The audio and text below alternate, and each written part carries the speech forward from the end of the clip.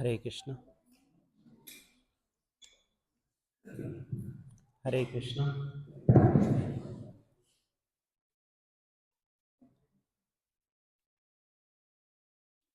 So before we begin, let's offer our prayers to their lordships. Om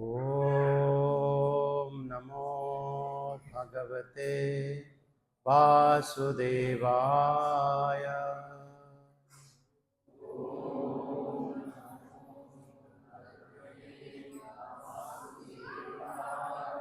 Om Namo Bhagavate Vasudevaya.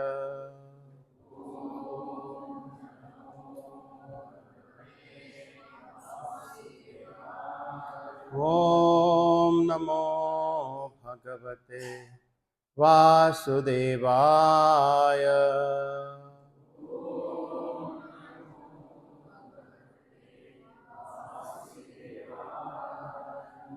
Let's pray together. Krishnaya Vasudevaya Devaki Nandanaya Cha Nanda Gopakumaraya Govindaya Namo Namaha. Om Ajnanatimirandhasya Jnananjana Salakaya Chakshurunmilitam Yena Tasmai Shri Gurave Namaha. Namo Vishnupadaya Krishna Pristhaya Bhutale Srimate Bhakti Vedanta Swamini Iti Namini. Namaste Saraswati Devi Gauravani Pracharini Nirvisesa Sunyavadi Paschatadesatarini Vanchakalpatarubhyascha Kripasindhubhya eva cha Patitanam pavanebhyo Vaishnavebhyo namo namaha.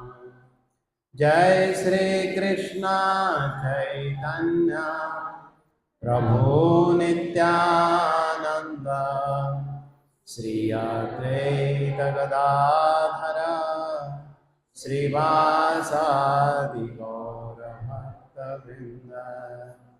Hare Krishna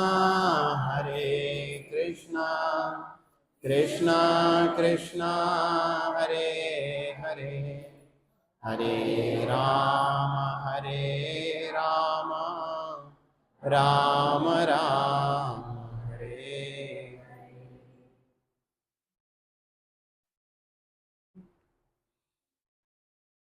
Hare Krishna. I would like to welcome all of you for our Gita course. Yes, it's been a journey and we are trying to learn some basics of Bhagavad Gita, some basic thematic versions of Bhagavad Gita. Yes, it is mentioned that even if we just chant one verse, one line of the verse, or even one word of the verse, and we realize it, and then our life becomes perfect.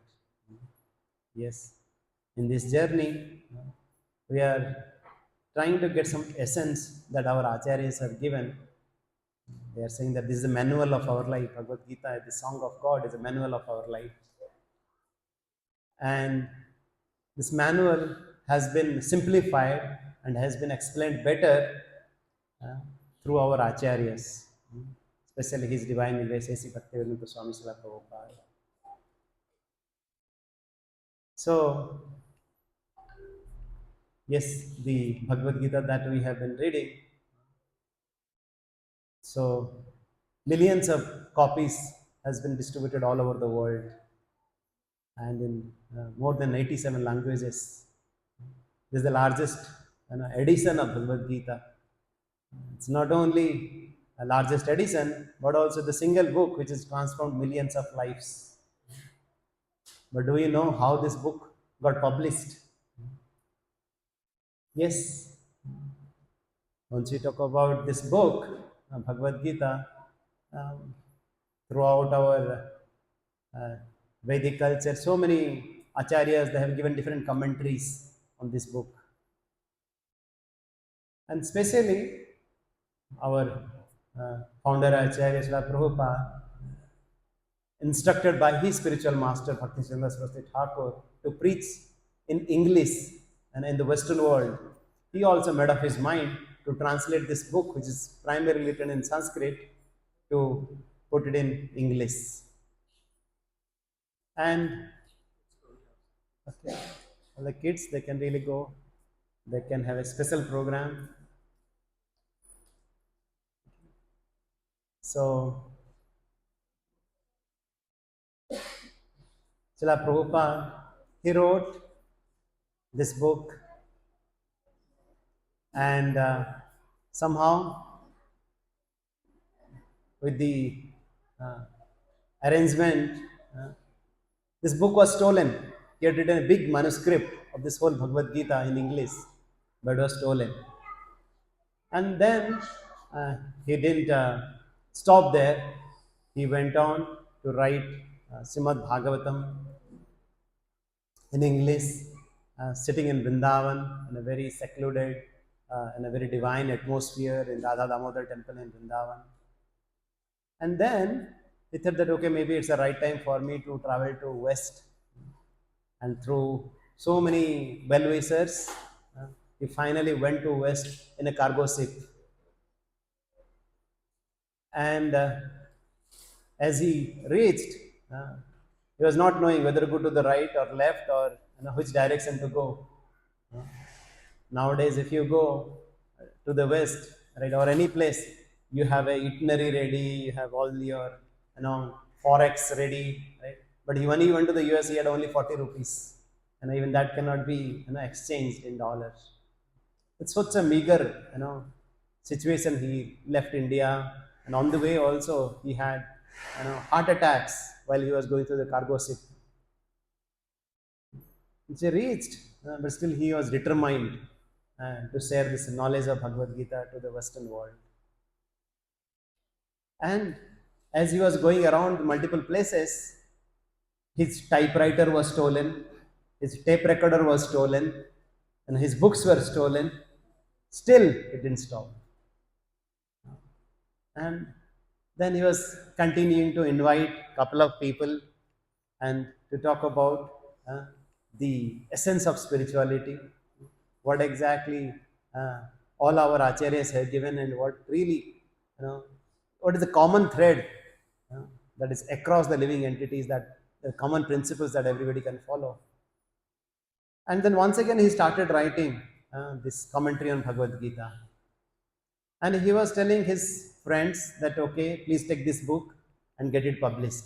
He had a friend called Alan Ginsberg. He offered it to him that you please take this book, Bhagavad Gita, and please help me in publishing it, because I want to spread this knowledge of Krishna to everybody. And because this is the need of the hour. But then he was thinking, I don't know, Swamiji, I tried through multiple ways, but I could not. And then he had one more disciple called Rayaram. Right? Okay, can you please try to get through some well-wisher and get it published? And he also came back, said, no, Swamiji, everybody is saying that this book has no commercial value. And we cannot sell this book here, and we cannot get anything out of it. And that didn't stop Srila Prabhupada. And then at that point of time, he had another, disciple or a student, you can say. His name was Bruce. Later on, he was known as a Brahmananda.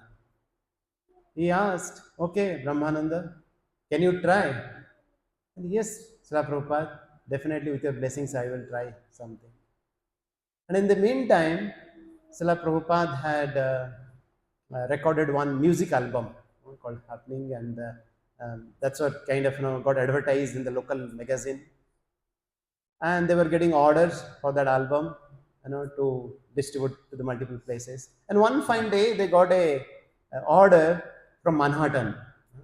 Uh, from they saw that address is really a big building. That's really the Macmillan Publishing House. And when this devotee saw that, oh, this has come from Macmillan Publishing House, then let's give it to Srila Prabhupada. Right?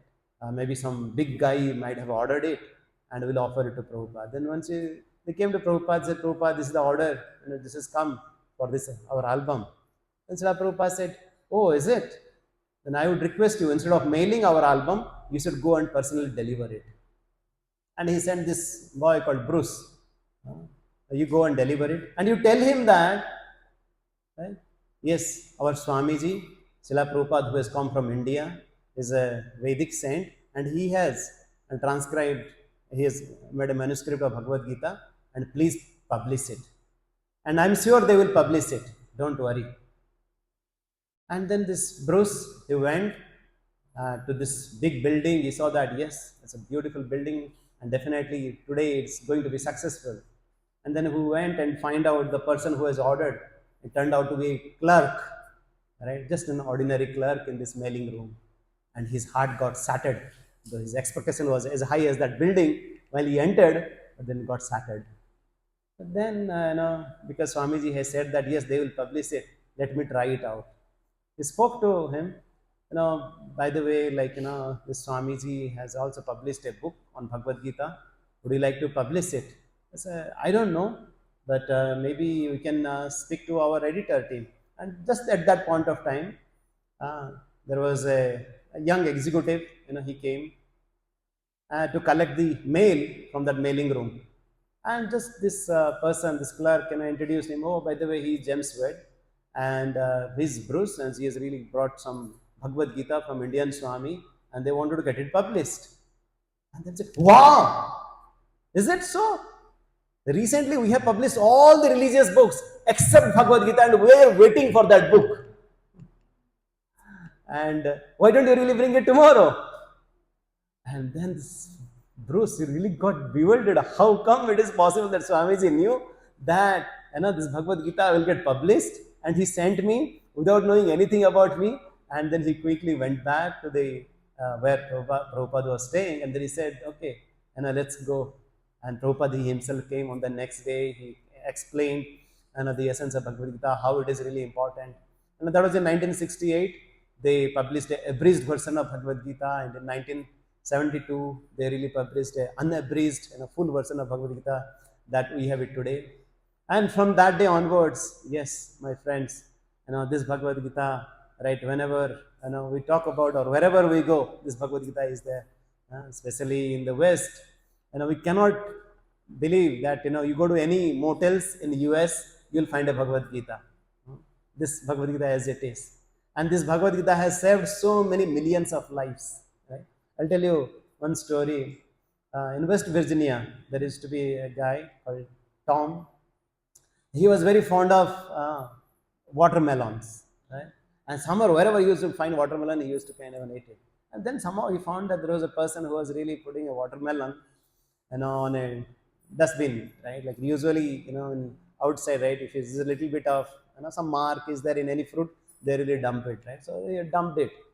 And then this person, Tom, he was trying to find that watermelon and going deep and deep and deep. And then finally, right, he saw that there's a book also coming out of another watermelon. And he saw that it is written Bhagavad Gita as it is. Right? And then he started reading, while he came back home, right, apart from that watermelon. And just a matter of time, he started following that book. And then, right, it was mentioned that, you have to chant this Maha Mantra, right, this whatever is written here. And then later on, somehow he found that, okay, there is a temple nearby where you can go and practice. And he went there. The devotee asked, what do you do? Yes, I'm reading Bhagavad Gita and I'm chanting this mantra.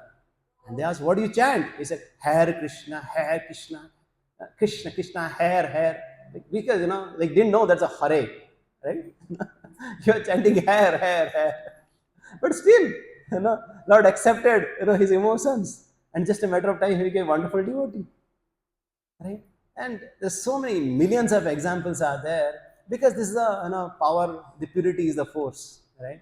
because Prabhupada written with so much of authenticity, because that's what Prabhupada named is Bhagavad Gita as it is. And just by reading this book, somebody can transform their life. So, yes, we are very fortunate to continue in this journey. So, before proceeding ahead, I would really like to hear from you. Right? So, in our Vedic process, we call our educational learning as a Simha Avalokana. There is, Khaga Avalokana, like in a bird's eye view, where you see the summary, right? Like here we see, right? But it's a Simha Avalokana. Simha Avalokana is, as you proceed, you also look back how far I have proceeded, right? So yes, it should not happen that, like we are going ahead but forgetting what you learned. So you should also look back. What do you have learned? Anybody would like to share any thoughts, any points that you have learned, anything that touched your heart, anything that you contemplated over the week? Anybody would like to share some thoughts? Yes, this could be some of the teasers. Yes, anybody? Intelligentsia. Yes. All gone once you come out, gone out of the room. But yes, we talked about Dhritarashtra. What we can really learn from Dhritarashtra? Anybody remembers? Mamaka Pandavaseva. Like how the mentality of Dhritarashtra was that he was so much of attached to the kingdom, right? And he was so much of enviousness. Though a leader is supposed to be right, impartial, the subject is supposed to be the well-wisher of everybody. But then, whenever a leader becomes partial, uh, or brings the hedonism, right, or nepotism, right, in different ways of partiality, right, then you are not a true leader. And then we talked about how Duryodhan, he had everything, all the management principles that he was trying to apply, but at the end, he failed. Because, yes, he talked about, he recognized the strength of Bhima, he recognized the strength of all the Pandavas, but he didn't even speak about Krishna, right? Because he was thinking that he's just a cowherd boy. Right? But then we also discussed about how Arjuna and Duryodhan, they went to Krishna. Yes. Duryodhan was always looking for the energy of Krishna, but not Krishna. But Arjuna was very clear. And yes, I am looking for Makhanchor, not Makhan. Right? Yes. And then we talked about the victory signs of the Pandavas. How the Pandavas, right? What are the signs? Anybody remembers? What are the signs that Bhagavad Gita talks about? From the very beginning, this, yes, Pandavas are going to win. Anybody remembers? Yes, Madhava, the husband of the goddess of fortune, was there. Right? Yes. And then that's what we talked about. How we should bring the divine couple, between the couple. How we should have Bhagavan in our Bhavan.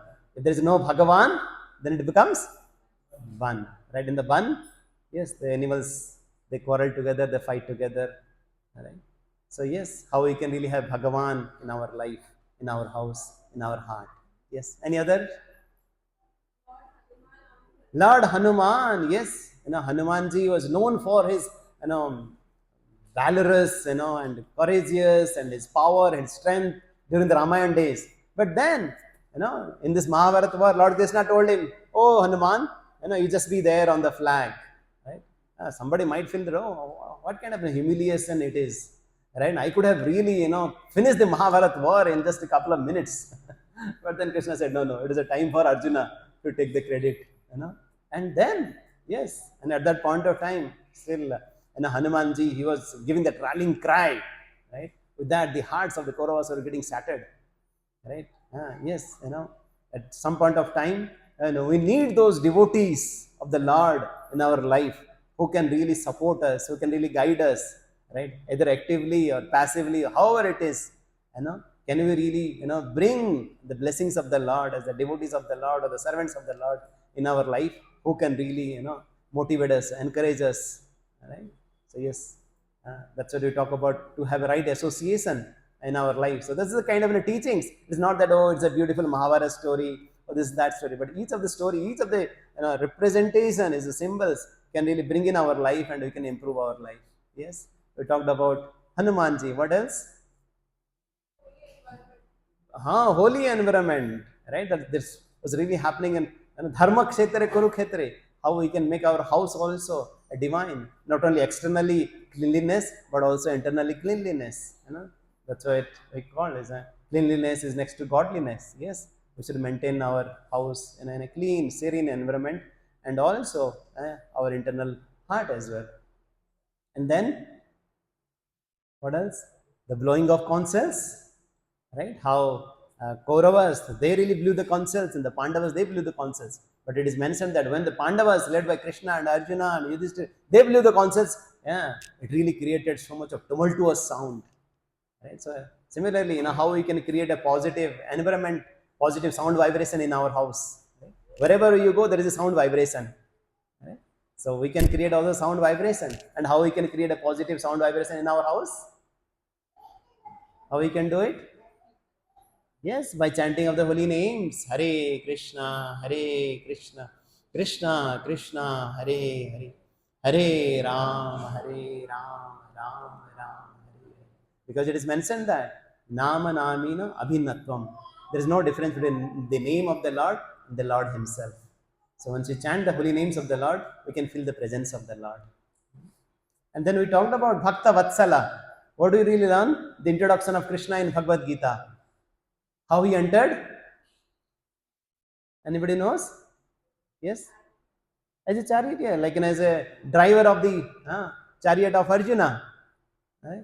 Like we see that this is a quality, like in corporate world, they're called level 5 leaders. And with so much of humility. Right? So here it is. Lord Krishna is showing, last time we talked about 4 kinds of leaders, who does some work, or who doesn't do work, or right? Or like some people just they take the credit, they don't do any work. Some people take the credit and do the work. Some people they give the credit always to others, right? Yes, we talked about Srila Prabhupada, how he was a really true leader, giving everything to his disciples. And then also we talked about, yes, after Arjuna went in between the armies, and then how he gave so many reasons. So, as a humble heart, right? Right, he wanted to teach everybody that yes, it's natural that sometimes we get confusion. But at that point of time, it's better to really ask those questions and share our thoughts with someone. Okay, so this is some thoughts we discussed. Now we'll discuss about the chapter 2 today.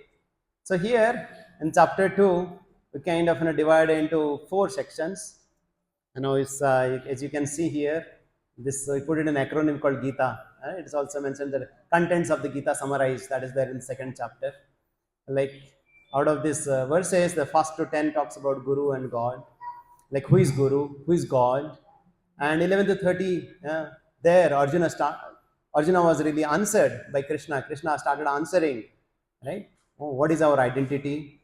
And then he talks about, okay, what are the 2 duties we have? And then he will talk about what is the quality of a Sita Pragya, as a Atma Rama, a realized souls. So as we proceed further, right? Yes, at the end of the first chapter, Arjuna is depressed, he's confused, uh, don't know what to do, right? And yes, most of us also at some point time or other, right? We get really disturbed. There are some people, uh, they say that, right? Don't disturb me, I'm already disturbed. Right? Yes, most of the time this is our situation. But then, where do you take shelter? Either we take shelter in some friends which are going to further put us down, or in some so-called cool stuff, like with smoking. We have a fire in our hand, and say that we feel cool by smoking. Right? We don't become cool; we really become fool. Right? Or somebody kind of gets indulged in some drinking. That okay, maybe yes, these 2 pecks will really kind of make my head clear. But then you get into more depressed, right? And then yes, right. But wherever we take shelter, it's just uh, Dukkhad ausadam tadapi dukkham. This is the nature of this world. We think that the medicine for dukkha is this one, and I can really get some happiness out of it, but that really creates more misery. Dukkhad ausadam tadapi dukkham. This is the nature of this material world. Right? Yes, and somebody then we might ask that, okay, why we kind of really go through some suffering? Why do I really suffer? Why do I really suffer? Why do I suffer? Any thoughts? And somebody like, because see, right, that is a the thought process of an intelligent person. Why I am suffering? Because people ask so many questions. Okay, what is a movie today? What is a match today? What is the food today? Who is going to win today? Right? What is the message that I have received? But the most intelligent question that a human being can ask is why I am suffering. Is there anyone who is not suffering? I need to really find out a way through which I can come out of the suffering. Right? Because whatever we do, right, the important question is to ask why. Why? Otherwise, what do you do? Like, we just try to get some band-aids, right? Like, try to get some suffering, some through some patch-up solution. Right? But then we need to really understand the root cause. Right? Why it is really happening. Otherwise, it might be like, in the old days, for the prisoners, if they want to really get punished heavily, they used to take near a water body and they used to dung them, right? And dung them, and the person is really breathless, and they will really bring them up just for a moment to take a breath, right? And once again they will dung them, right? So that you really become breathless. They really make them suffer so much, and by the time you just get some relief within the it's so happiest moment, but just a moment once again you really got dumped again, right? Sometimes for our happiness is the gap between the two miseries. But an intelligent question is, why would you suffer and how do you really get out of the suffering? On our acharyas, he said, Kiyami keniyamar jare tapatra ihana hi jani ke mone hito hoy. If you want to really hita, real benefit to ourselves, then we should ask, Kiyami, who am I? Kene ami jane tapatroy, like tapatroy. These are three miseries are there, all of us. Right? And I want to really get out of these miseries. What are those miseries are there that all of us are suffering? Yes, either through our divine nature, through too much hot, too much of cold, earthquake, tsunami, or it could be because of other living entities, either in-laws, boss, mosquitoes, dengue, typhoid, right? Or it could be through our body and mind and soul. Right? Through body and mind, right? That we get really suffer so much. But then intelligent question is that why you are suffering so much? There was an experiment. I don't know how many of you have seen that. It's called fake rubber hand experience. Anybody have you seen? Any of you have seen? What is that? Yes. Yeah, they just keep an artificial hand, right? And just connect it to here, and they simulate, right? They kind of give some sensory perception to your body and also to that fake hand, right? And so you want to do it for some time, right? And then the person, right? And it kind of puts a big hammer right on the fake hand, but still you feel the pain, right? Why? Because through that process, you really identify yourself with that fake hand, with that rubber hand. So today we are going to learn that how we are misidentifying ourselves and we are suffering because of that, right? And that's what we call another kind of 5 reasons of suffering, because of our misidentification. Either we don't know who you are, and because of our adamant nature, because of our arrogance nature, and because we want more, dil mange more, right? Or we have enough, but still we are thinking that, oh, now they have a 4 BHK house, oh, now they have a Mercedes car, oh, now they are children going to IIT, oh, now, like this list goes endless. It's called asuya, enviousness, comparison, right? Primarily, right? It's called agyan, ahankar, asakti, and asuya. ignorance, arrogance, attachment, enviousness. So we'll be discussing in detail, but this is the kind of our Acharya summarized the reasons of suffering into these 4 categories. So now, right, our Mr. Doubt, he is having a question, right? I know all this, what you are talking about in Bhagavad Gita, what you are saying, right, the suffering, the solution of suffering. I already know all of this. Whatever you say Bhagavad Gita, like that's what even once you go for our book distribution also, right, we distribute Bhagavad Gita to everybody. And the first reason, bona fide reason, they say, oh, I know all this, I have one. And my grandfather had a Bhagavad Gita, I have read it. Last time also, you remember we had 2 doubts from Mr. Doubt. Anybody remembers what the 2 doubts we discussed?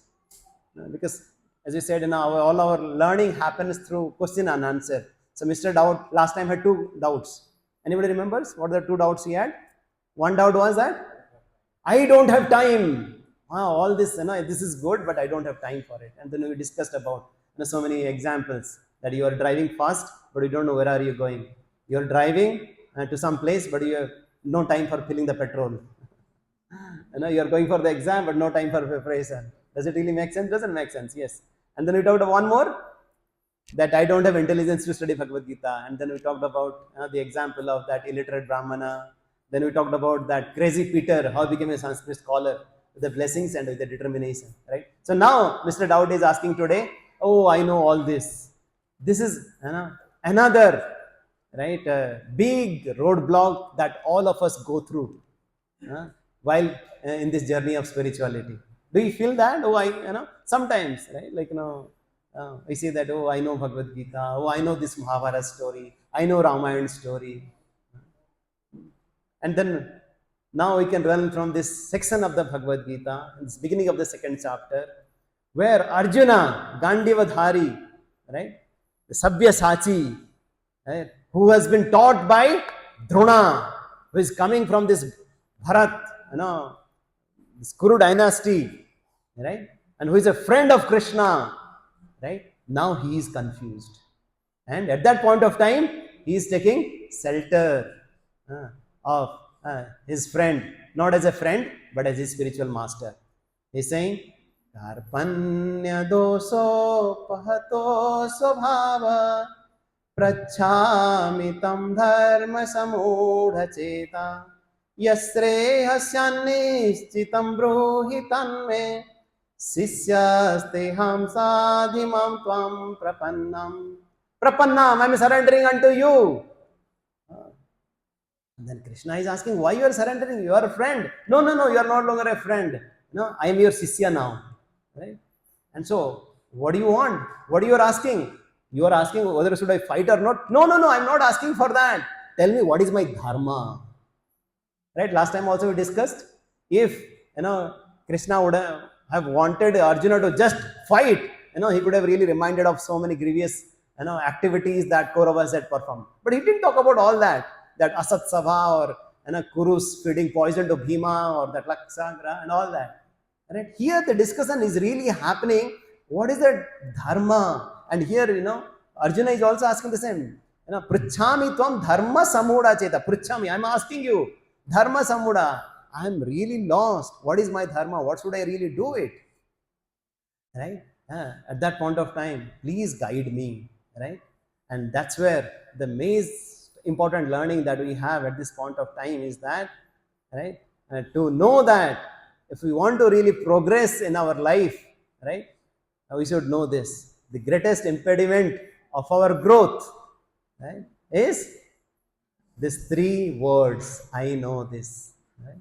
So wherever we are, either we are in sports or in the corporate world or in the spirituality, wherever we are, right, we need to really find out, right, how we can take shelter of someone through whom I can learn. Right? We need a coach. Every author needs an editor, isn't it? So why we think that we can learn spirituality on our own? Or, I know all this. Right? But then in our acharyas also have taught us, right, to whom to approach. Of course, we'll be discussing in our, I guess, 5th session, who is a really guide and how to take shelter of him. But just to kind of give essence here, because this is the section of Bhagavad Gita where Arjuna is taking shelter of Krishna, and that's where it is really mentioned who is a guru. Guru is the one, right? He is like a postman who really brings the message of the Lord and he distributes it. Right? He is really coming the disciplic succession, right? Who really follows the scriptures. He really preaches the scriptures. He knows the scriptures. It's not that he just only speaking. A guru is the one, who realized the truth. He has really understood the truth. He knows the essence of the scriptures, right? And he, has that equanimity to share this knowledge with everybody. And once you understand, right? Yes, he is a guru, and he can really impart the truth to all of us. How do you really approach him? We have to approach him with surrender, with humility. That I don't know what is the right and wrong, and I'm taking shelter of you. Please guide me, right? And then we should have inquisitiveness. We should ask questions. This process is not about blind faith. We should ask questions in a submissive mode. And then it's not that we just ask questions, but also we should do some service. One point of time, there was this big person had come to one of our acharya's place, to ask some questions. And then first he said that, first I would request you go and help our disciples in cleaning the vessels, and then you come back, and then you will have all the answer. And then he went and he started, helping the devotees through their different sevas. And by the time he came back, all his questions were answered. Because once we do menial seva, right, wherever we are, right, once we go through the grinding, once we dirty our hand, right, that's where we'll really learn. So here also we come together, right? It could be we serve the devotees through prasadam distribution. We do some sevas and do some devotees through their blessings. Right? It is mentioned Syan Mahat Sevaya Vipra. Right? By serving the devotees, we really get their blessings. Right? So now the next lessons that we should really learn, that Krishna is teaching. Please, this is one of the very beautiful principles. If you just learn this, right, your life will never be the same. Believe me. Especially your marital issues like problem with the spouse or employee, or as a boss, or it could be customer, or your salesman, whatever the relationship you have, right? Whenever you want to share something, please learn this important principle from Krishna that he is teaching through the Arjuna. So what he did in the first chapter, there is not a single verse that Krishna is speaking, right? What he did, he just heard from Arjuna, bolo, jo dil mein hai wo bolo, right? Like the first chapter, Krishna just heard. Whatever the excuses, whatever the reasons you have, please share, attentively, empathetically. He just heard. And then next 17 chapters, he started sharing. Right? What Lord Krishna is teaching? Yes. What Lord Krishna is teaching? Yes, always listen. Right? He is teaching us. पहले अध्याय सुनिए, समझिए, फिर 17 अध्याय सुनाइए और समझाइए. Right? But most of the times, what do you do? First, we try to justify ourselves why we are right without understanding other perspective, other point of view. Does it not really happen? Right? Especially we can relate in our घर में हर रोज जो होता है husband and wife के बीच में, right? Why I am right? First I want to prove. First you should listen to me. How much time we really spend in learning others' perspective, right? How much really kind of an empathy we hear from others, right? Yes, let's try to hear, let's try to understand others, and then we try to be understood. And are you aligned on these two principles that we have discussed so far? Any questions or comments? Okay? All clear? Can we make sense? These principles of Bhagavad Gita that can be really applied in our life, that that's really happening in this section of Bhagavad Gita. All right? And now, next question our Mr. Dowd is asking. Okay, what is saying? Okay, now I understand that I have to listen. But then at this point of time in Bhagavad Gita, you know, Lord has started speaking. Bhagavan Uvacha. Lord has started speaking. And so far we have heard that Sanjay Uvacha, Dhritarashtra Uvacha. Now why it is not saying Krishna Uvacha? Why it is saying Bhagavan Uvacha? Why? Why Krishna has started being introduced as a Bhagavan in Bhagavad Gita? And why should you really, somebody as Bhagavan, should you really believe there is a Lord, there is a God? We are rational persons. We believe in the science, we believe in the facts. Why you kind of talking about some, some speculative, some imagination, some irrational thoughts? Does that come into your mind? Why should you really believe in someone which we can't see? Now, how many of you believe? How many of you say that still, at some point of time we think that, does really God exist at any point of time? Do you believe that? Do you have that questions with you? Right? Right? But then, especially as we grow up in our schools, we go to the schools and the science teacher tells us, oh, you are coming from monkeys. Your predecessors are monkeys. आपका परदादा कौन है? Monkeys, yes.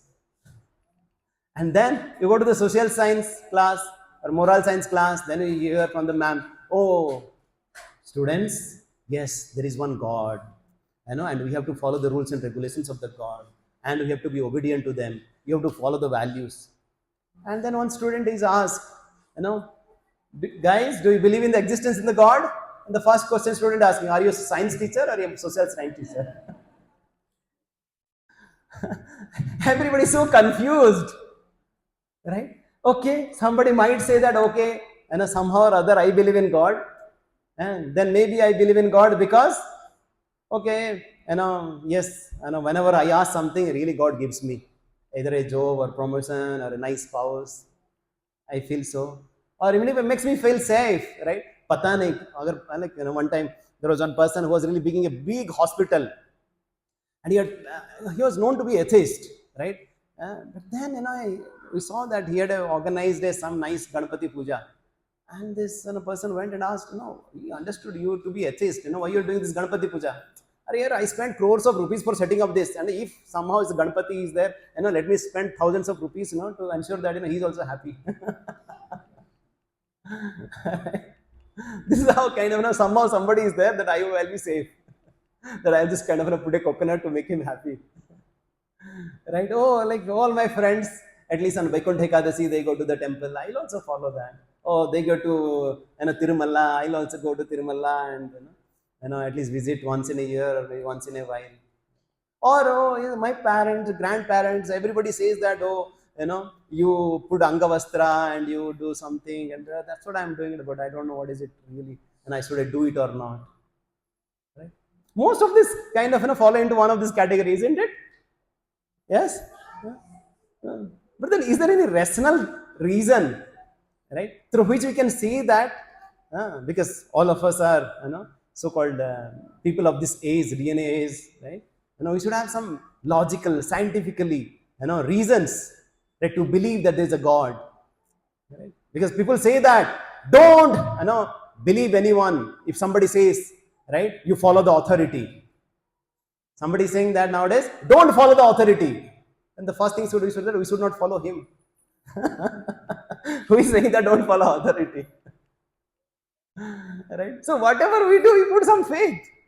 Either you go, we take a ticket in the flight, we have faith in that pilot. We go to the barber, we have a faith in the barber. Right? We go to the company and we have a faith that at the end of the month I'll get salary. Isn't that? Wherever we go, we put some faith. Right? But then, right? What we want to say is that, people say that, don't believe in God or reject God. But at least, if somebody is kind of having that doubt, first, have a doubt in that also. That why should I really reject God?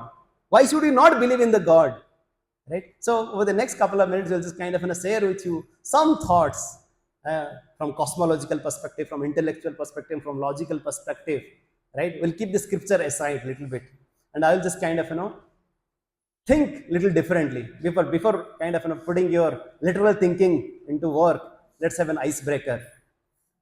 This is an icebreaker, guys. Okay. So, can you tell me what I can hold in my left hand that I cannot hold in the right hand? Huh? What I can hold in the left hand that I cannot hold in the right hand? Right hand?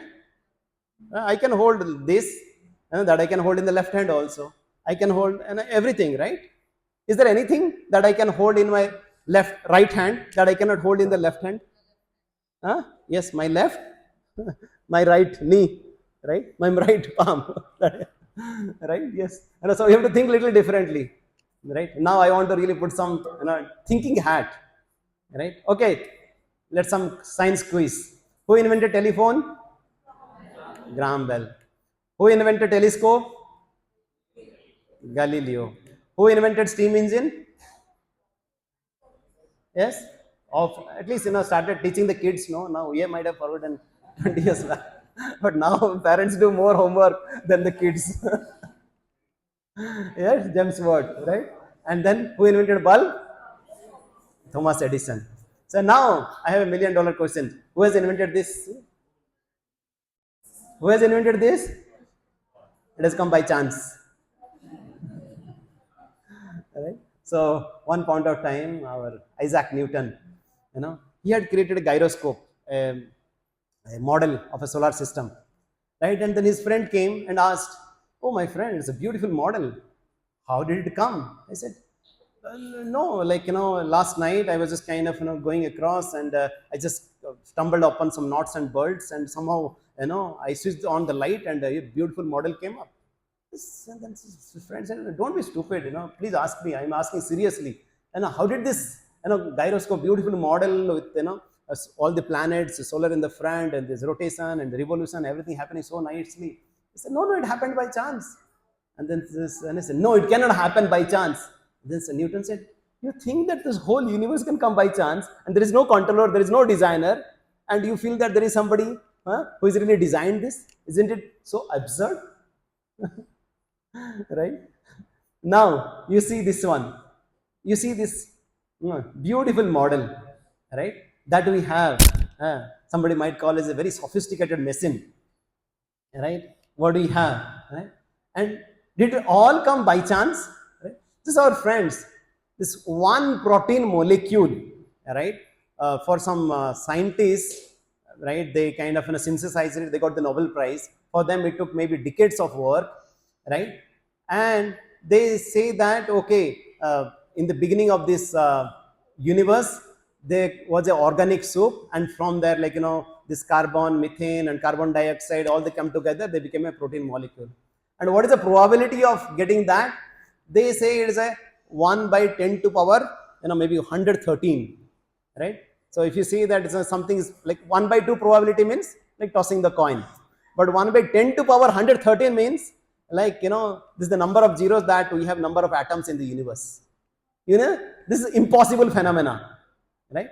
And you can just think of that like even 1 to power 10 to power 50, 1 by, right? That is also kind of an impossible, right? And we are thinking that like that would have really this protein has formed by chance. Forget about protein. The enzymes that are there, like we saw the peptin, pepsine, and all that, right? That really goes and digests all our food, right? And each of the enzyme is consists of hundreds of proteins.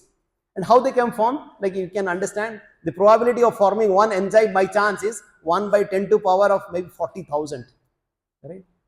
Is there some probability, right, that we can really think of that it really happened by chance, right? Or like, in this origin of species, our famous that we have studied that we came from monkeys, or Charles Darwin, he says that, oh, the giraffe, they came from the, a form like, deers and antelopes, but somehow there was a drought, and then they stretched their neck, and just over a period of time, their neck got stretched and they become giraffes.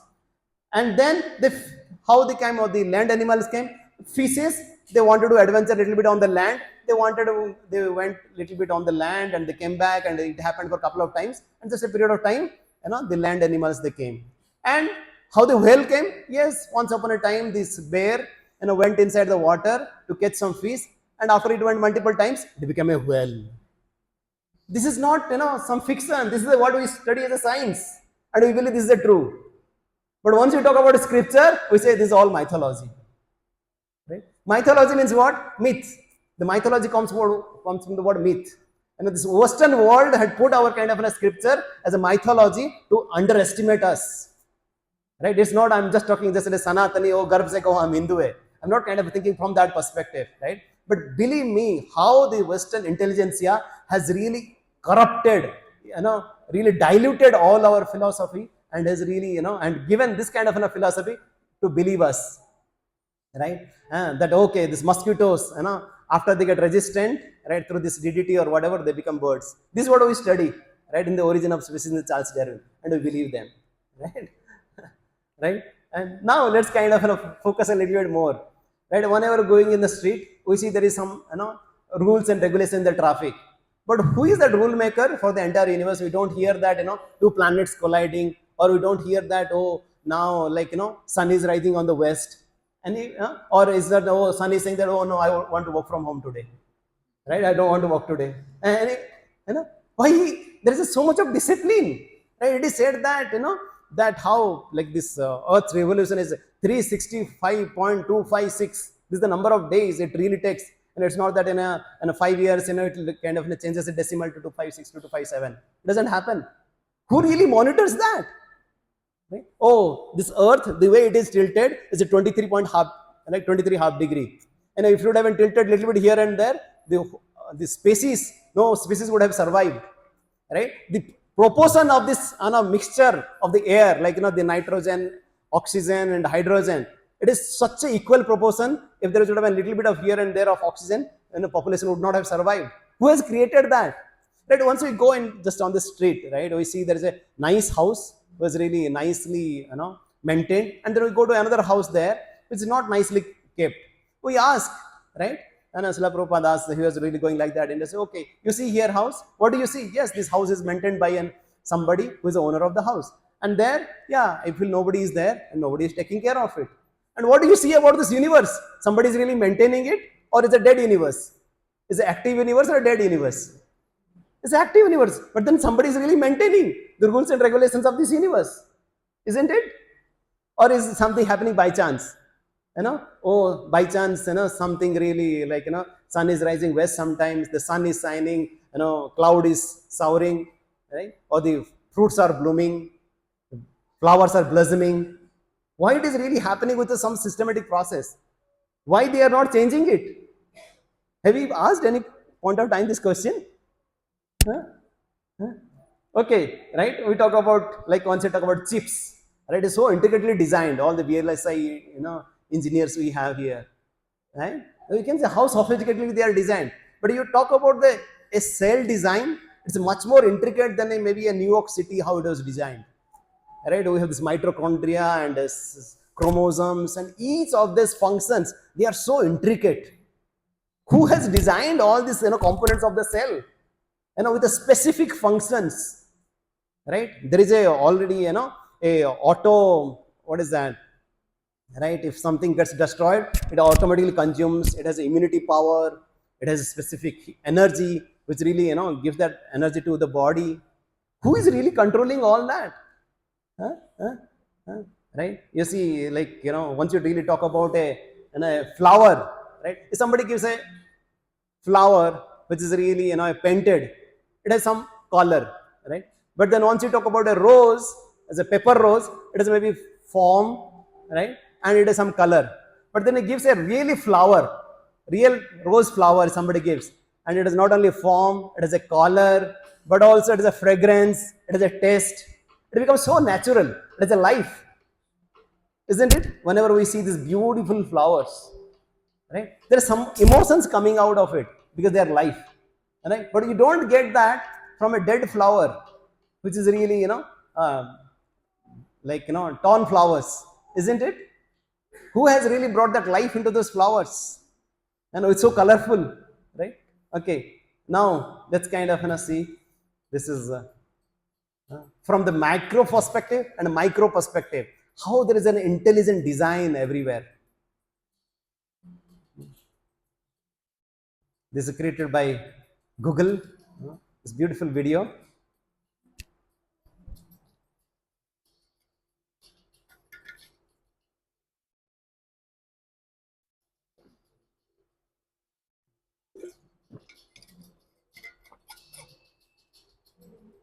Let me put the sound closer. Now we'll have some videos. You can put the mic near this one. Now in place. Yes. Now there.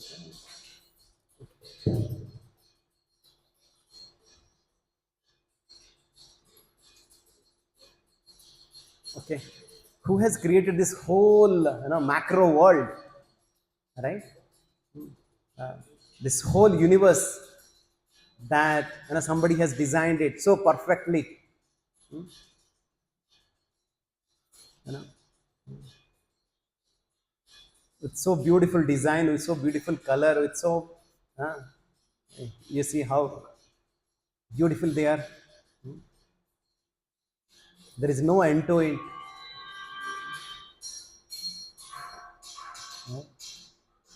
Yes, it goes on and on and on and on.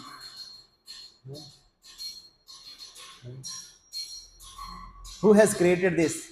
And recently we heard that there was some starliner which the most developed country of the world sent it to the space, and it became some defect, and somebody had to be dropped out from there. They are still figuring it out how to bring back somebody. Right? But impeccable, right? This amazing, this whole universe. Who has really created it?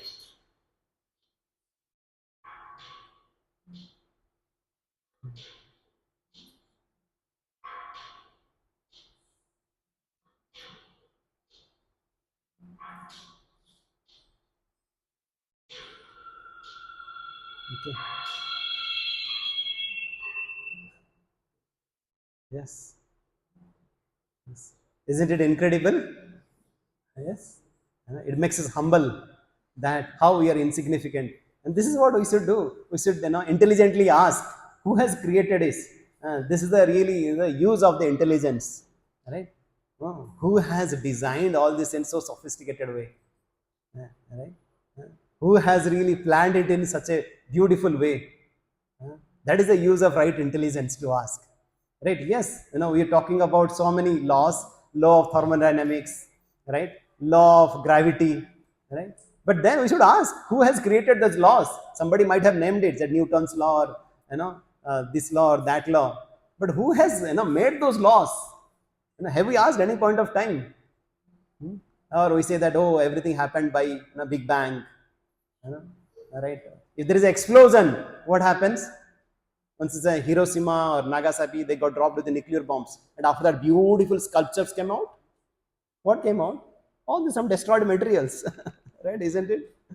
Right? And what do we think that out of the Big Bang? And what is the Big Bang also? If you see that, they say that, with some high temperature and high density with zero volume, something had happened at some point of time, somebody triggered it.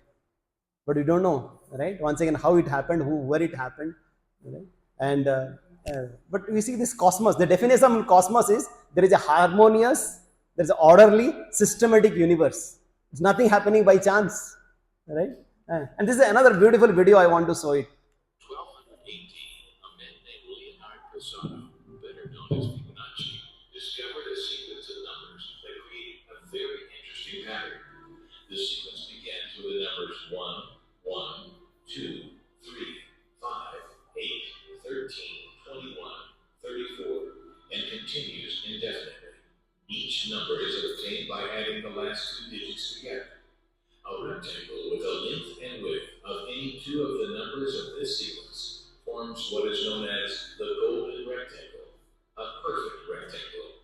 A golden rectangle can be broken down into squares the size of the next Fibonacci numbers down and below. If we were to take a perfect or golden rectangle, break it down into smaller squares based on Fibonacci sequence, and divide each with an arc, the patterns begin to take shape. We begin to see Fibonacci's spiral. The spiral in and of itself is insignificant. Its importance is revealed in where we find it. Take, for example, the sunflower. The display of its florets are in perfect spirals of 55, 34, and 21. The sequence of Fibonacci. The fruitlets of the pineapple create the same spiral based on the sequence. The pine cone does the same. As currents move through the ocean and the tide rolls onto the shore, the waves that bring in the tide curve into a spiral that can be mathematically diagrammed onto a plot and the points 1, 1, 2, 3, 5, 8, 13, 21, 34, and 55. Buds on trees, sand dollars, starfish, petals on flowers, and especially the nautilus shell are formed with this exact same blueprint. With each segment of growth, the nautilus adds to itself one more value on Fibonacci's scale. This blueprint can be seen around us on a small scale every day, but the greatest example of all is directly above our heads. At an average of 100,000 light years across, even the spiral of the galaxies above us are formed with the exact design that the tiny shell is formed. This sequence or blueprint appears to be the trademark of a designer, a proof of a creator, something left behind, indicating the one who was there, a fingerprint.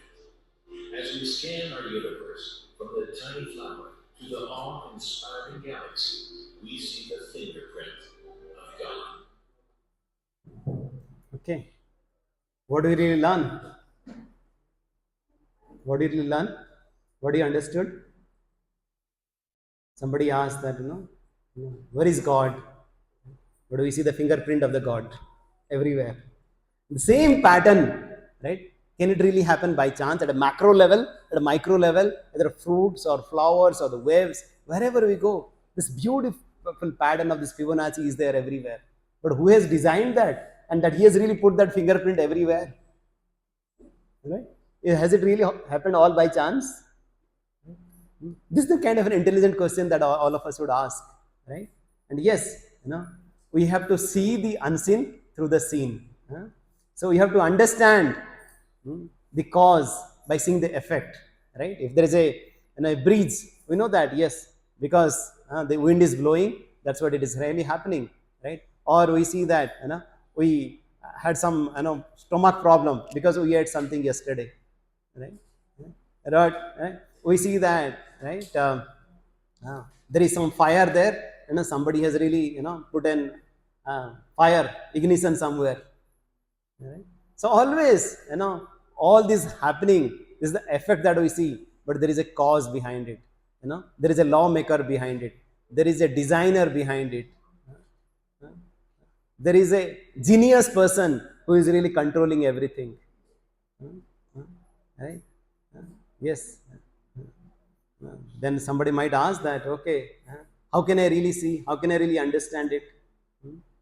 Right? Then we say that, yes, we need to follow the right procedure.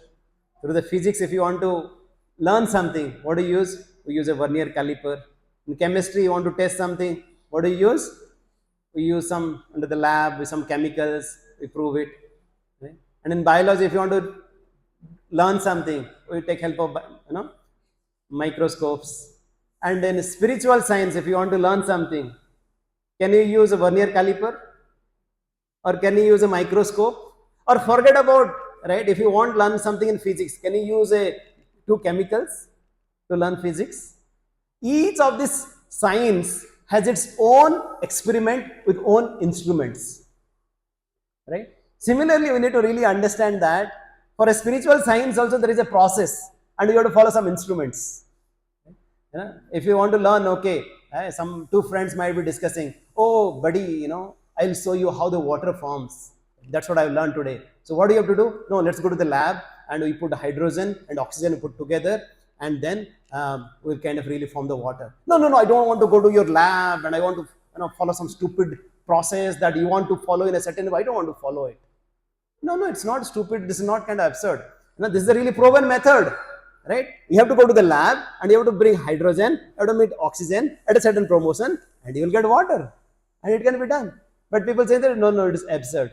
Right? Similarly, we say that, okay, we follow certain process and we can really experience this spirituality in our own life, right?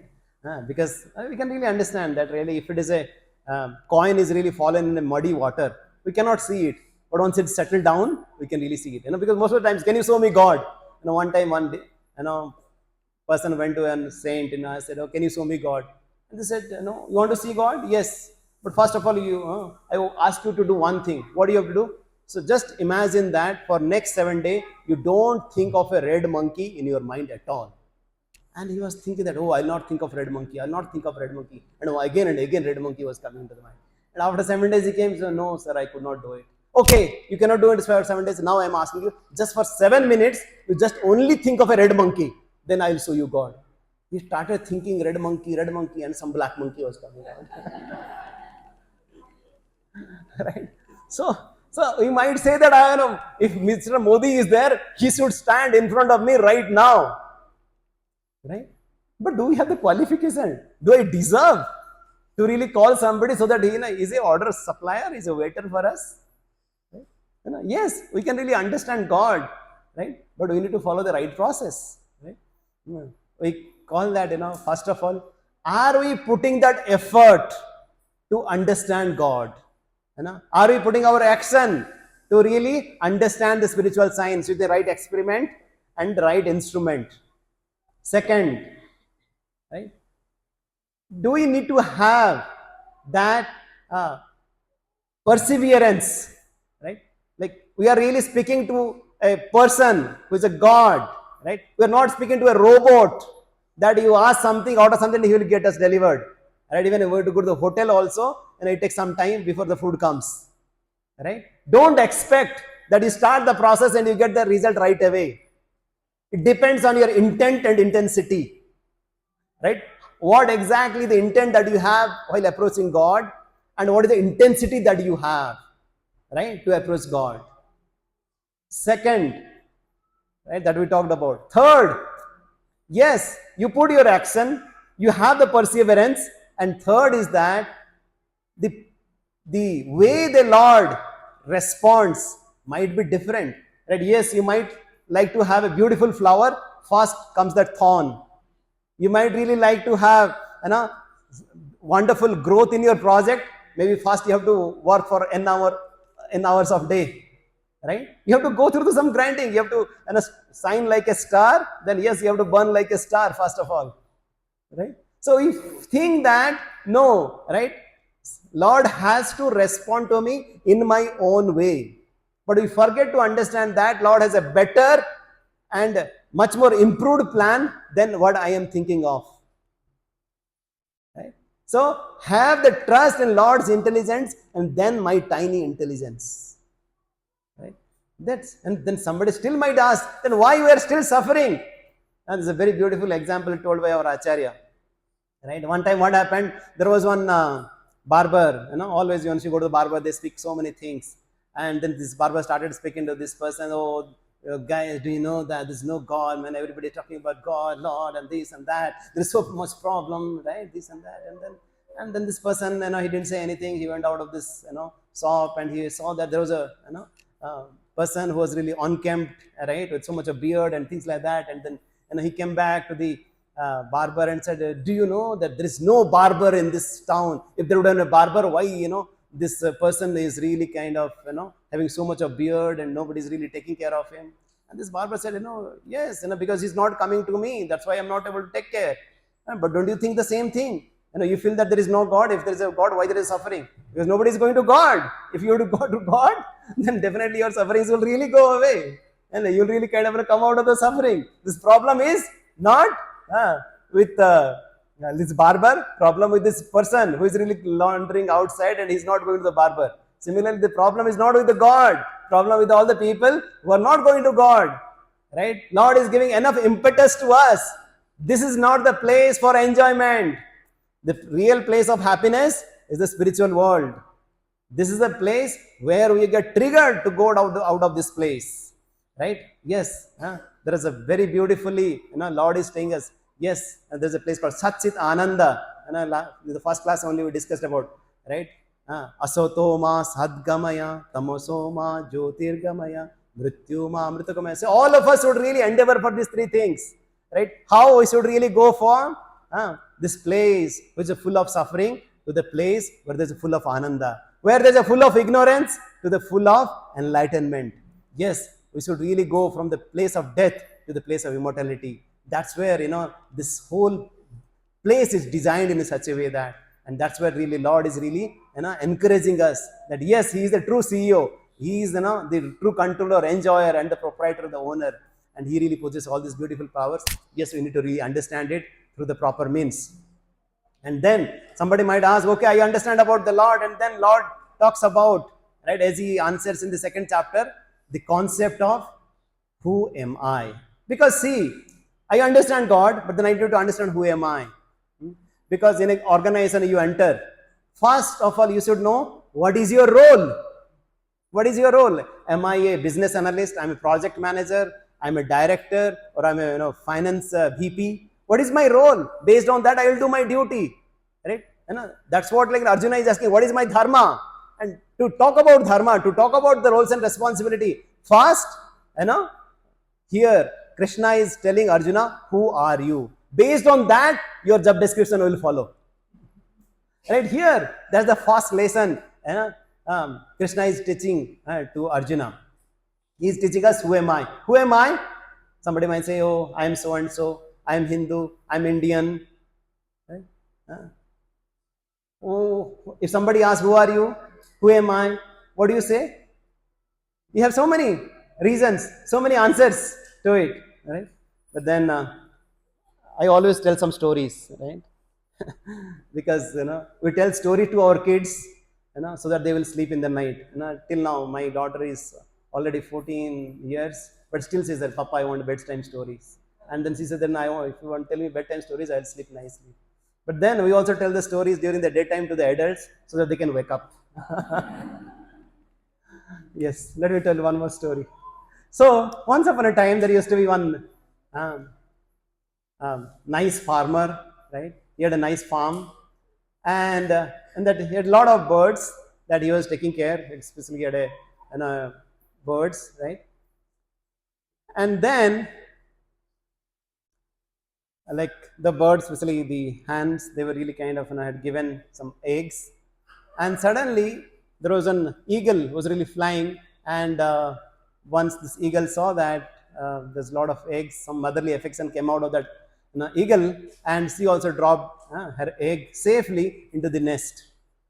And then this hen came and saw that, oh, there is some different egg is there, but she soured her motherly love, right? And all the other eggs, they kind of thatched, right? And the other one, it took some time, but over a period of time that also got thatched, and some different creature came out. And this creature which is really looking like black, and I was thinking that, okay, everybody is kind of doing chick chick chick chick chick chick chick, but I'm kind of feeling that I want to fly. But as soon as I'm telling other my friends, they're saying, shut down, shut up. If you just fly, you'll die. Right? Chalo, go and chick chick chick chick chick chick, and see there are so many grains are there. We'll just kind of find out and we'll eat it. Right? And but then over a period of time, still as this different bird was really kind of thinking, and he was always looking up, he was a desire to fly. And seeing that, the farmer, who is a really intelligent one, he took that bird onto the top of the tree and said, now, yes, you are meant to fly. You are not meant to be there. And he put it, and then as soon as he gave a pep talk, the bird started to fly, but he fell down. But once again, this farmer, he didn't lose the hope, because he knew that this bird is meant to fly. And after sufficient attempts, then he saw that, yes, I am a bird who is not to be on the land doing chick chick chick, but I meant to fly. Just a matter of time, he really realized the potential and he started flying. Yes, then my dear friends, this is what we call the process of self-realization. To understand who are we and what is our purpose. In the first session only we discussed about. There is a difference between animal and human being. Yes, if you are just doing eating, sleeping, mating and defending, we are not different than animals. We are meant to be something higher. We are not just a body of muscles and bones and bloods. Right? We are something different. Right? Yes, that's the teaching of Bhagavad Gita. Right? How each of the living entities, they go through the 6 stages. What are the 6 stages? Each of the living entities, they take birth, they grow, they maintain, they produce some byproduct, they dwindle and they die. All the living, whether you talk about birds, animals, plants, or any human being, they go through this. Anybody, you see that they have not gone through it? Why? Because there is something inside us, right? Right. So now let's try to understand how we are. What is our true identity, right? We agreed that we are not just only a bag of flesh and bones, right? Because if something happens, somebody is going in a car, in a Mercedes car, and if somebody met into an accident, right? Right, we don't really try to save that car, try to took that car into the garage, maybe that's of 50 lakhs or 1 crore. We take that person, right, and took them to the hospital. We feel that definitely that person is much more valuable than the car. Though even though some scientists, Dr. Monson, from one university in Illinois, so he said that, what are the chemicals that we have, like phosphorus, calcium, and all that, that is constitutes only 120 rupees. Right? Are we just a bag of chemicals? Right? And our Srila Prabhupada, he used to say that I will give you all the chemicals that is there in the body. Can you produce the life? Is it possible? Right? Right? Like somebody said, "Oh Swamiji, this body is a sophisticated machine," and and then Srila Prabhupada answered it. And if I give a desktop and a laptop, can it produce a palm top? Is it possible? Can they two cars that come together and produce another car? Is it possible? Right? Oh, they say no. This is the age of artificial intelligence, chat GPT, and so many other things. Right? Yeah, that's artificial intelligence, or we call borrowed intelligence. It doesn't have intelligence on its own. Do you agree that? Right? People say that now we can have a driverless car. We have so many robots. Right? But these are all borrowed intelligence from some intelligence of human beings. Right? But who is the source of that intelligence? Right? And that's what our acharyas, they are giving it in so beautifully, right? Like, let's say logically also we can understand from our own observations. If somebody is really dead, right? Just if somebody was alive and somebody is dead in a moment, and then we say that same person is there, we said, oh, chala gaye, he's now gone. The same person is there. Why you are saying he's gone? Why you are saying so? Why you are saying so? Why you say so that? Like if he is, maybe if you don't mind, if I'll just ask you to do one thing now. Show me your hand, show me your eyes, show me your head, show me your cheek, show me yourself. That's your body. But who are you? We say this is my body. I don't say this is me. Do we say that this is me? No, this is my body. Means I am different than my body. But then who am I? Have I asked that question? Right? So just a logic. Right? We can understand that I am somebody different. I'm not just this body. But most of the times, what do? We take care of our body. We identify ourselves with the body. We talked about initially that fake rubber experiment. If something happens to our body, we are so careful. But at any point of time, we thought of that, what is really happening to myself? Am I really feeding to myself? How it is really growing? Have we any point of time thought of that? That's what Lord Krishna says. Please repeat this verse, and everybody should remember this verse also. Dehi nosmin yatha dehe kaumaram yavanam jara tatha dehantara prapti dhiras tatra namohyati. This is the first verse usually all our kids learn. So here what we say that, yes, this one person is really traveling from this one body to another body. Even the science also says that in 7 years, none of our cells stay together. The whole cell changes. But we don't say that, a person who is there maybe young and a person has become old, we say they are two different persons. The same person only, but all the cells have changed. There's already, change of body is really happening. And similarly, once somebody dies, that same soul goes from one body and it goes to another body. So it's a simple concept, but it has so much consequence, so much application into it in understanding this one, right? So that's why, we say that, we are not just, just human beings, but we are, a spiritual persons, right? Going through this human journey, right? through these beautiful examples, our acharyas have told that, yes, you see there's a case and there's a bird. Most of the times, what do? We paint the case nicely and we star the bird which is there inside. Yes, we take care of our body with nice food, nice dress, nice clothing. But have we ever heard what is the food that our soul needs or we ourselves need? Right? We always take care of filling the petrol in our car. But have we asked the driver, what do you need to feed? What do you need to take care of yourself? Can we ignore the driver? Right? Yes, but most of the times that's what we are doing. We're taking care of our body, but forgetting our soul, we ourselves. Our scriptures are saying there are different coverings of ourself, right? Just like we wear different dresses, right? Like an outer suit and inner suit. Right? There is some gross body and there is subtle body. There is Sthula Sarira and there is Sukma Sarira. So we'll be discussing in detail, but then what we are trying to say is that some of our soul is really covered with layers that we are not able to perceive who we are at this point of time. And then how we need to uncover ourselves so that we can realize who we are, how we are Sachidananda, right? And there are so many scientists. I would really request you, right? We don't have time to go through in detail. I had some more videos to talk about our near-death experience, out-of-body experience, and there's a nice video also of a Discovery Channel, right, which really talks about how there was a boy. But, no, I think we are running out of time. We'll not play it, right? So, but how this boy really talks about that is such a young boy, and his mother realized that he's talking something about fighter planes and this and that, right? Fighting, and then over a period of time he realized that, and this boy really had a past life, and this past life he was a fighter plane fighting in the World War II, right? And somehow he was shot dead, but still he remembers all the past times, and there is a lot of this right get together happens, and then he really recognizes all the fellow soldiers, all the people, and very clearly, right? Sometime we might have heard about some movies also, right? And like there are so many books are there, right, which really talks about this reincarnations, real life examples, like especially this Dr. Jan Stevenson. He had created some books with more than 3,500 cases, right?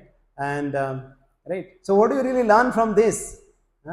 That yes, that this is a journey that we are going through. That is like we wear a dress, and once it gets torn out, then we take a new dress. Similarly, once this body gets worn out, the soul moves to another place. This is a very beautiful verse in the second chapter, once again, 2.22. It says, Basamsi Jarnani Yatha Vihaya Navani Granati Niroparani Tatha Sarirani Vihaya Jarnani Anyanya Samyati Navani Dehi. Yes, how sometimes your mobile gets destroyed or gets worn out, you change the SIM from one mobile to another mobile. Right? So similarly, right, your body, once it gets worn out, right, you don't really worry about it. It really moves to another body. And Lord gives so many other examples how the soul cannot be dried, how it cannot be burnt by fire, right? Nainam chindanti sastrani, nainam dahati pavaka. How the soul is always remains as it sanatana. It remains eternal. It cannot be destroyed at any point of time, right? But then somebody might ask that, oh, you are seeking so many things, but how to build really faith, right? How to have faith on this soul? How to really have faith in God? How to understand all of this, right? And then we just kind of put an acronym here for all of you to understand it, assimilate in your life, right? Whenever, right, let's say if somebody is having a disease, right, some pimple or something like that, sometimes somebody really hears that, oh, there is a nice ointment to tree. If you really take care of that one, it will get cured. And then you say that, oh, not only he really used it and he applied it and he got cured, and then you have some that same disease, you apply in yourself and that get cured. And then not only that, you put it in yourself, but then once you feel happy, you share with others, right?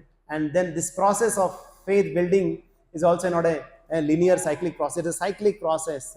We learn, right, by practicing. So this faith in the God, right, it's not just comes only by hearing, right? It comes by observing this wonderful personality, wonderful acharyas, that especially in India that we see, right? We are not talking about the so-called Babas of the world. We are really talking about the saintly people who have dedicated their life to propagate the teachings of Bhagavad Gita. Not only that, they have really practiced it, and and we can also practice the same thing, and we can also, once we practice it, we can experience the presence of the Lord in our life. And once we experience it, definitely we share it. And the more we share it, that's what we always say, that whatever you have learned today, whatever you learned through the sessions, please share it, right? You might not be able to defend everything, share everything, but what you said, oh, at least we heard there is a God. We talked about so many logically, cosmologically, macro perspective, micro. There is something that we let's do think differently. Or we talked about how there is a soul, there is a how you are not the body, right? We need to practice these principles. We need to use the right experiment, right instrument now to learn it. So let's not stop our learning with only hearing. Let's proceed to the practicing it and experiencing it as well. Yes, once you do it, then Lord is saying that we'll develop uh, uh, uh, something called equanimity. We develop the power of receiving the nectar from the Lord. Very beautiful verse. Once again, this one. It's a very important verse to remember. Lord is saying, "Matra sparsastu kaunteyo sitosna sukha dukkada agama paina nitya stam titikso bharata." So Lord Krishna is saying to Arjuna, "Oh Arjuna, now you understood that you are the soul, not the body. You should not be worried about whether it's a cold or hot or winter or a summer, right? It's a happiness or sorrow. You do your duty without being worried about it, right?" Right. So I just wanted to kind of give you a quick summary of whatever we have discussed so far. This once again same Gita. Please repeat after me. Right. We are not all in all. There is a God in control. This body is not all in all. Soul exists. This lifetime is not all in all. Many more lifetimes exist. This material world is not all in all. Spiritual world exists. This is the essence of Bhagavad Gita. Is it clear? Yes. Now somebody might ask that, okay, still can we simplify further? Yes. Yes, we understand that we are the spirit souls, not this body. Right? And if something, in this whole life of eternity, something bad happens to you through someone, right? Let's not be carried about. Let's not be bothered about so much about it. Right? Last time also I talked about some, like recently, just yesterday, I heard that in one of the premier institute, this boy just joined the college, and he committed suicide. There are so tragic incidents happening, because somehow or other we are so much attached to our body, so much attached to our power, positions and possessions. Something said something happened, to this body, and we get so much of disturbed, and we really, lose this, precious, glorious human body that Lord has given to us. That we can really use this as a boat to cross over this material ocean. We just dump it, right? And that's not the right use of it. Let's make use of this human body, right?